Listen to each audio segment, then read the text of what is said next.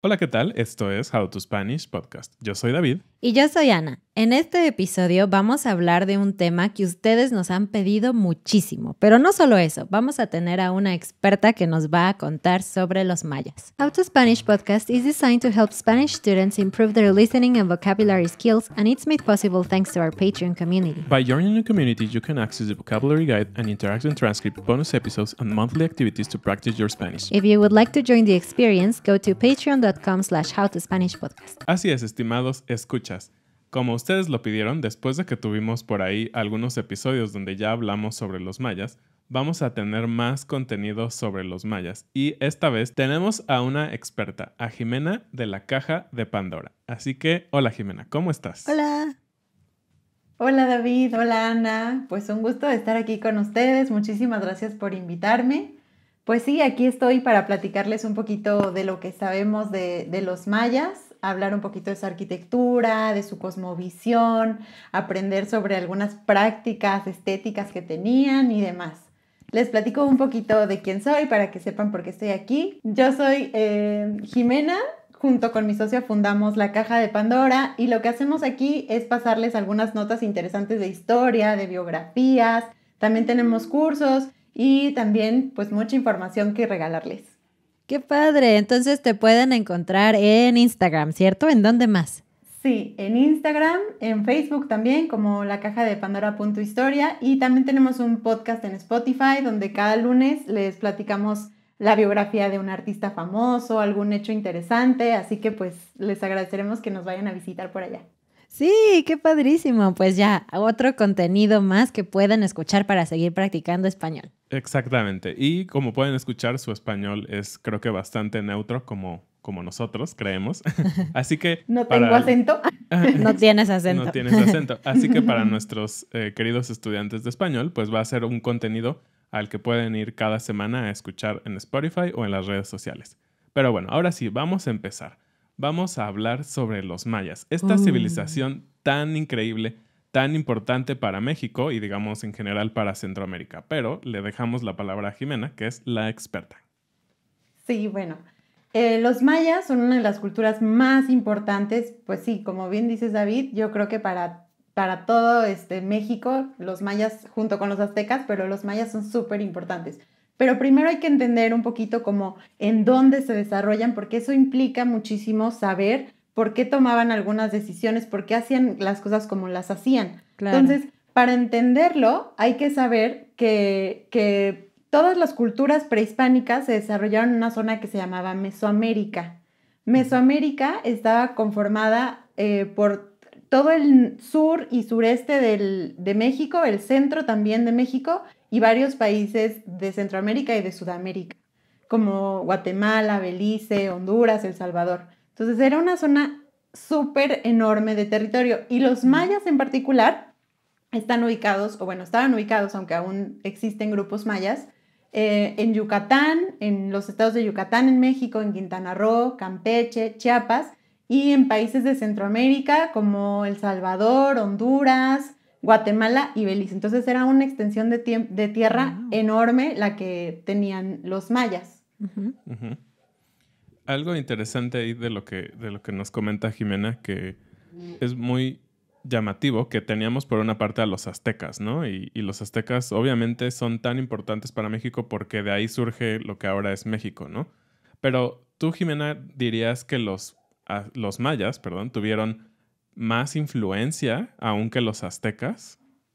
Pues yo diría que sí, totalmente, porque los mayas fueron de los grupos más grandes. En un inicio eran como grupos aislados, como con la cultura muy similar, pero grupos aislados.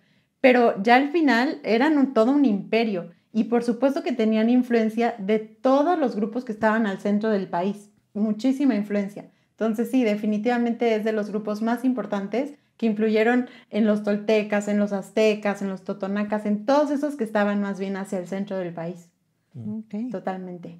Genial. Sí.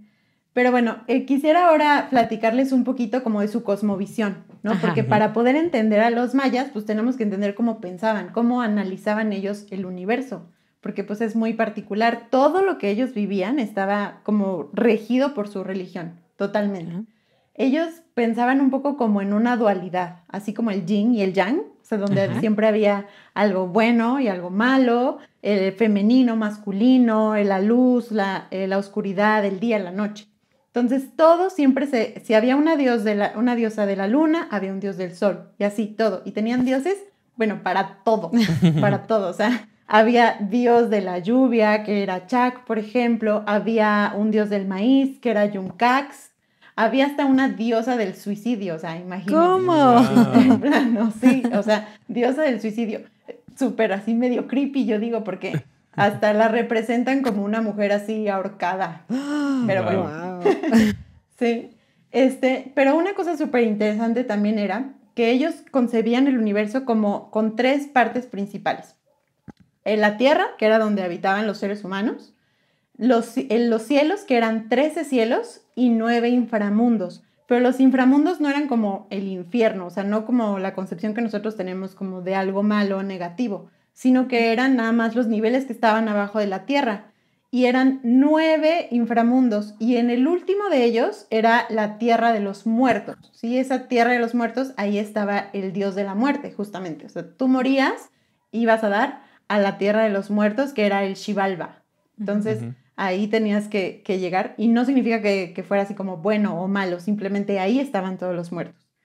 Y en el cielo había 13 cielos, y estos cielos en cada nivel eran así como capitas, y en cada nivel había en uno las nubes, en otro las estrellas, en otro el sol, y así iban subiendo los niveles, y en el último nivel estaba como el Dios creador.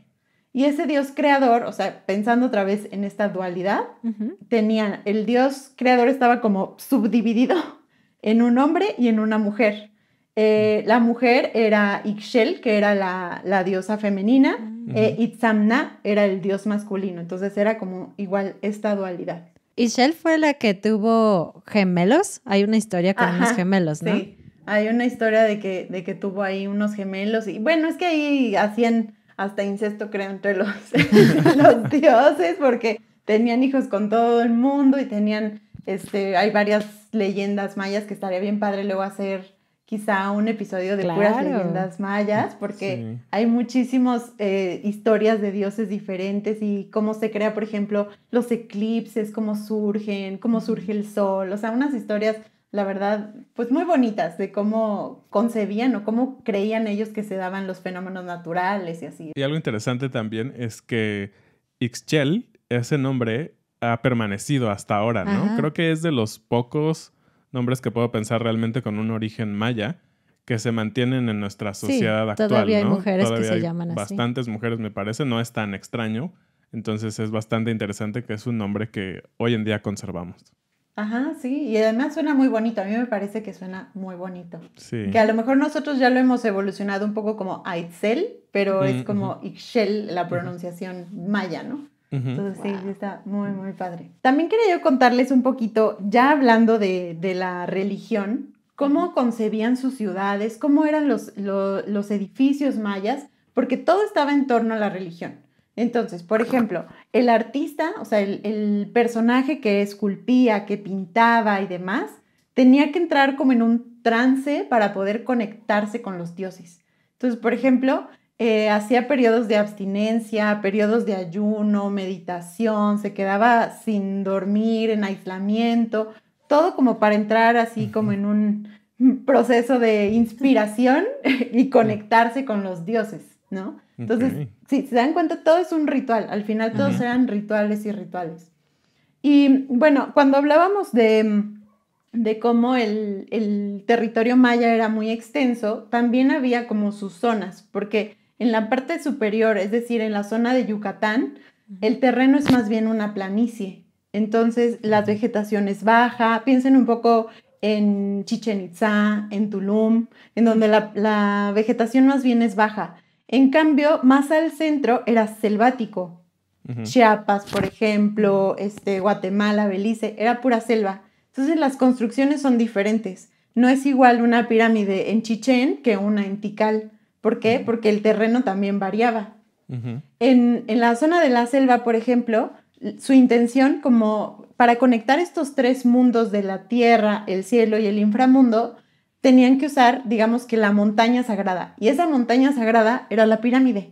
Claro. Entonces, las pirámides eran esta conexión entre los tres mundos. Y en la zona de la selva, como hay árboles enormes, pues las pirámides tienden a ser súper, súper altas para que superen la altura de los árboles. De los árboles. Incluso, incluso les ponían hasta un copete arriba, así, un penachito arriba, que se llama crestería, para superar la altura de los árboles. Es muy interesante. Y en cambio, en la zona de arriba del norte de Yucatán, por ejemplo, todas las pirámides más bien tienden a ser como achaparraditas, porque ahí la vegetación es bajita, entonces no necesitan tanta altura.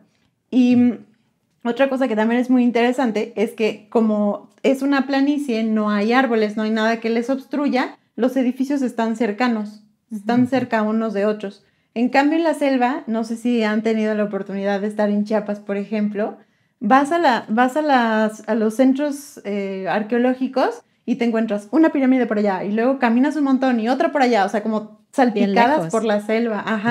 Y eso es justo porque nada más buscaban como los huequitos en donde podían poner las pirámides, nada más. No hacían estos calzadas y como todo el centro ceremonial que es como en Chichén, por ejemplo. Oye, Jimena, ¿y estas pirámides, cuál era su objetivo, además de conectar? O sea, ¿hacían algo allí? Y otra pregunta es, ¿quién decidía quién construía dónde y todo esto? O sea, ¿era como, había un mandamás de todo el territorio maya o había pequeños jefes? Sí, les digo, hubo un momento en el que eran como pequeños grupos, incluso se tiene la creencia de que los mayas eran súper pacíficos y que no hacían la guerra, pero en realidad no fue así, porque eran grupos pequeños que sí estaban en constante confrontación. Ya después sí se unificaron y crearon así como el gran imperio maya, pero al principio sí eran pequeños grupitos. Y dentro de esos pequeños grupos había así un gobernante principal, y ese gobernante pues tenía muchísimo vínculo con los sacerdotes, pero en realidad eran los sacerdotes los que decían prácticamente aquí los chicharrones truenan, porque ellos decidían en dónde se ponían los templos, tenía muchísimo que ver con la observación astrológica. Es muy interesante eso, porque los mayas tenían este tipo de edificios que eran los observatorios. Los observatorios se dan de cuenta que es un edificio así redondito, como con una bovedita encima, y no crean que tenían su telescopio y se ponían ahí a ver las estrellas, o sea, no, obviamente no. Pero lo que sí hacían es que empezaban a hacer como registro de en qué momento los astros pasaban por cierto lugar, en qué momento se veían. Y entonces este edificio tenía como pequeñas ranuritas, hagan de cuenta, y entonces el día tal del año, no sé qué, a tal hora, entraba la luz del equinoccio de verano, ¿no? Por ejemplo. O se veía Saturno, o se veía así distintas constelaciones o astros. Entonces es súper interesante la precisión de esos espacios en donde está la abertura ahí para que entre la luz así perfecta. Wow. Perfecta. Y sí. algo también creo que de lo que mencionaba Ana, que a mí me sorprende mucho, ¿no? El tema de las pirámides, ¿no? Porque tenemos pirámides en la cultura maya, obviamente en los aztecas, y del otro lado del mundo en los egipcios, ¿no? Y para los egipcios eran, pues como tumbas, ¿no? Eran como lugares especiales para los faraones y todo este tema. Pero no sé si sepas y no sé si te voy a poner aquí a parir chayotes, pero Okay. ¿Cuál será esa relación? ¿Por qué pirámides? Porque no son estructuras muy fáciles, no son estructuras comunes, ¿no? No es como nuestras casas ahora son cuadradas y listo, pero las pirámides sí requieren mucha pues ingeniería y mucha gente y todo eso. Pues hasta ahora, ¿no? Preferimos rascacielos, que es una torre así vertical nada más, no replicamos ese tipo de arquitectura ahora con toda la tecnología que ya tenemos. Claro, sí. Bueno, es muy interesante tu pregunta, porque sí, ¿por qué hay esa conexión al otro lado del mundo con cosmovisiones y culturas totalmente diferentes? Es muy interesante. Ya sabes, hay mil teorías, ¿no? De que los ovnis y demás, pero en realidad, personalmente yo creo que al final es un tratar de alcanzar el cielo. O sea, creo que sí existe esta vínculo en que, bueno, el sol, por ejemplo, para los egipcios, pues era Ra, y entonces tenían que buscar cómo tocar el cielo con estas estructuras piramidales. Y para los mayas, en cambio, pues era un poco como también este acercamiento y esta continuidad. Entonces, yo creo que va más bien ligado a la vinculación que tenemos, pues ahora sí que espiritualmente con el cielo, ¿no? Con el sol, sobre todo. Okay. Siento que va más por ahí. O sea, no tengo ninguna teoría así que te puedo decir es por esto, pero siento que esa es la intención. Y bueno, un poco de lo que me preguntaba Ana, de para qué servían las pirámides, o sea, pues sí, esa rocota ahí, ¿qué? ¿No? O sea, ¿quién vivía ahí? ¿Qué hacían o qué? Bueno, en realidad la pirámide en sí es solo una base. A diferencia de las egipcias, como bien decías, David, que son tumbas, las pirámides aquí eran las bases de templos. Entonces estaba, digamos que esta construcción enorme que lo que hacía más bien era elevar el templo. Y en la parte superior lo vemos ahora, que de repente subes toda la pirámide y arriba hay como una casita. Bueno, ese en realidad era el templo. Y es ahí donde se hacían, por ejemplo, todos los rituales, los sacrificios, todo se hacía ahí afuera en el templo. Eran espacios muy pequeños y en realidad nada más era con una explanadita afuera donde se hacían los rituales y ahí se sacrificaban, que es curioso porque los sacrificios también son así como súper polémicos y de no, los mayas no hacían sacrificios. Se sabe que sí hacían sacrificios, pero nada más de esclavos, o sea, tomaban esclavos en batalla y esos eran los pobres sacrificados, pero nada más de pero, esclavos. sí, nada más. Pero tampoco es así tan hollywoodense como luego lo vemos en algunas películas, o sea, no era para tanto. También quisiera platicarles del juego de pelota, porque eso es algo que también es súper interesante, ¿no? También hay 1000 mitos y 1000 ideas, hasta en películas infantiles que hemos visto, ¿no? Como El Dorado, que juegan el juego de pelota. El juego de pelota era más simple de lo que en realidad se cree. O sea, tenemos la idea de que tienen que pasar el arito así por la pelota por el arito y así. Obviamente era eso muy complicado. Era un poquito más sencillo. Sí son estos dos muros que pueden ser verticales o un poco así inclinados. Y la intención era nada más que es una pelota de hule, es una pelota pesada que no rebota. Y la idea era golpear la pelota ya fuera con hombros, codos o cadera y golpearla para que pegue contra el muro del equipo contrario, ¿no? O sea, nada más era eso. Pero si alguien lograba pasarla por el aro, entonces era así como la snitch dorada, o sea, ganabas el juego en automático, ¿no? Era o sea, el home run. Exactamente, totalmente. Wow. Entonces sí, y también era parte de un ritual, o sea, se jugaba el juego de pelota en aquellas fechas específicas del calendario maya que eran muy particulares. O también como deportivamente, ¿no? Oye, ahora, ¿es cierto que los ganadores morían? Eso justo te iba a decir. No, sí se hacía un sacrificio, porque sí, era parte del ritual, pero no se sacrificaba a los ganadores. No, eso también es parte del mito, porque no pasaba. Pobrecitos, imagínense. Sí, no, eso no sucedía. Yo perdería todo el tiempo. Ya sé, sí, mejor perder. Sí, no, definitivamente, pero no, eso no pasaba. Sí, bueno, nosotros ya hicimos un par de episodios de los mayas y de hecho en uno de ellos hablamos de cómo ellos eran como grandes científicos, ¿no? Lo que tú nos comentas, Jimena, de la astronomía y todo este conocimiento y conexión con el mundo, pero también de las matemáticas. Y bueno, como siempre, no somos los expertos, así que tú cuéntanos por qué eran tan geniales, tan maravillosos, por qué era para ellos tan importante conocer ese tipo de cosas como las matemáticas. Bueno, esa es una de las cosas que creo que más han brindado a la humanidad. O sea, la verdad es que sí. O sea, son conocimientos que no solo se han quedado como ahí estancados y qué interesante, no, sino que han trascendido hasta nuestros días. Simplemente los mayas descubrieron el cero. O sea, imagínense, qué relevante es eso, que claro. Los mayas, o sea, el cero, nadie, ningún otro numeración previa, ni la arábiga, ninguna otra incluía el cero, y son los mayas los que lo incorporan. Bueno, en su numeración, que era vigesimal, en su numeración vigesimal.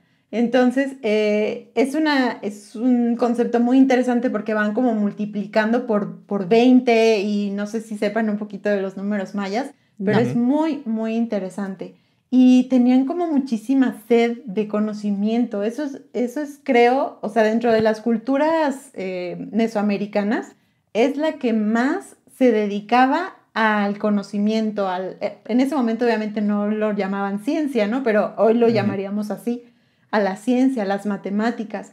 Y bueno, la observación de los astros era crucial. De hecho, uno de los calendarios más exactos que existen es el calendario maya. ¿Por qué? Porque nosotros, por ejemplo, en nuestro calendario tenemos esta conversión del año bisiesto, ¿no? Que le agregamos un día más. Pues ellos calcularon el año o sea, eran 365 puntos, no sé qué días, o sea, con esa precisión. Ningún otro calendario antes lo había hecho así y ellos lo tienen así preciso. Y obviamente todo el tema de arquitectura es muy importante y eso. En general, en el arte, ¿qué dirías que sería lo más trascendente? Digo, obviamente las pirámides son impresionantes, ¿no? Pero sabemos que pues parte de tu proyecto y todo esto es muy enfocado al arte, ¿no? ¿Qué dirías que es la cosa de los mayas para decir, fue como dijiste ahorita, ¿no? Fue el puntito que dejaron a la humanidad respecto al arte? Sí. Bueno, en cuanto al arte, o sea, voy a un poquito volver, el arte también lo asociamos mucho con la arquitectura, ¿no? Y hay muchas cuestiones estructurales que los mayas resolvieron de forma increíble. Ellos tenían el famoso arco maya, que es un arco como apuntadito así, hagan de cuenta, y que no tiene el típico sistema constructivo que tendría un arco como de las piedritas así, sino que soporta mucha mayor carga y es mucho más práctico y más fácil de utilizar. Y eso fue algo increíble. Pero ya hablando, por ejemplo, de otro tipo de artes, el trabajo que tenían, por ejemplo, con el jade es increíble. Las figuras labradas, los relieves, son de una preciosidad increíble, ¿no? Hay una figura que creo que es la figura más icónica de los mayas, que es el famoso chacmol, ¿no? Que es este señorcito así como recargadito, que bueno, funcionaba como una, pues, mesita, por así llamarlo, en la que hacían preparaciones para los sacrificios o cosas así. Y es así como la figura, tú ves un chacmol y sabes que eso es una ruina maya, ¿no? Y bueno, su trabajo también, curiosamente, aunque no lo crean, hoy vemos las pirámides y pues las vemos pues en piedra y medio en ruinas y demás, pero en realidad estaban todas cubiertas como de estuco, hagan de cuenta como de una pasta, y luego pintadas de colores. Entonces, qué bonito. Era un trabajo de pintura mural muy hermoso y los palacios también, todos los palacios estaban decorados. Y ahora los restauradores están tratando pues como de incorporar de nuevo eso, al menos para que sea un ejemplo de cómo eran realmente las pirámides en su tiempo.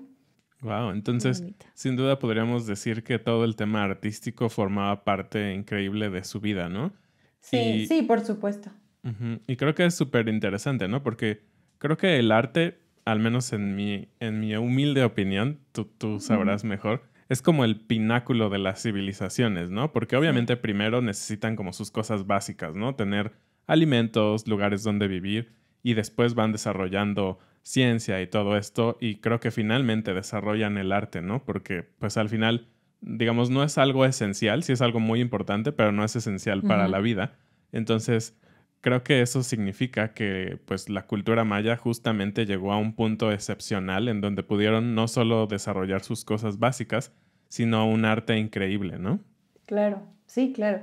Eso que dices es totalmente cierto. O sea, una civilización que logra no solo caer en lo básico, en lo que necesita, sino que además aporta más en cuanto a la ciencia, aporta más en cuanto a arte. Bueno, es maravilloso que nos hayan regalado eso. Bien, pues súper interesante. Me encantó aprender más de la cultura maya. Estoy segura que a ustedes les gustó mucho también. Pero antes de despedirnos de ustedes y de Jimena, ella dijo que para la sociedad maya, los sacerdotes eran los que decían, aquí mis chicharrones truenan.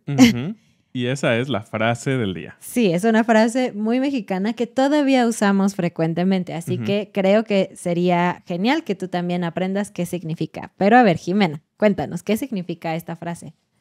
Bueno, esta frase de sus chicharrones truenan, es decir, que es el boss, o sea, el mero jefazo, diríamos también, la Ajá. persona que manda, ¿no? Entonces es quien decide cuándo se hacen las cosas, cómo se hacen las cosas y es el que manda. Así decimos aquí.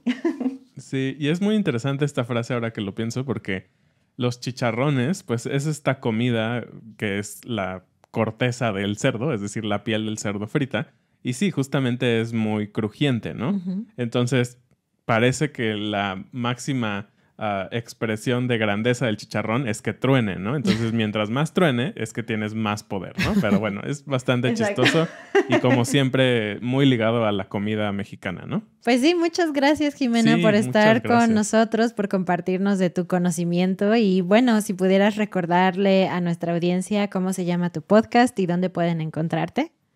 Claro que sí, bueno, muchísimas gracias por invitarme. Me encantará hacer otros episodios con ustedes y platicarles Sí. más de este y otros temas. Y bueno, les recuerdo que nos pueden encontrar como la caja de Pandora.historia en Instagram y en Facebook y también como la caja de Pandora en Spotify. Así que vayan y escuchen todos nuestros podcasts que están preciosos. Súper Yay. bien. Muy bien. Muchas gracias y bienvenidos a nuestros nuevos patrones. Lucas, Ryan, Cuyler, Sara, Antonin, Lisa, Anthony, Paula, Seth, Monique, Betsy, Christopher. JJ Williams. Pues esto es todo por este episodio, nuestros queridos escuchas. Muchísimas gracias nuevamente a Jimena y esperamos que hayan aprendido mucho. No olviden visitar sus redes sociales y las nuestras y nos vemos la siguiente semana. Adiós. Adiós.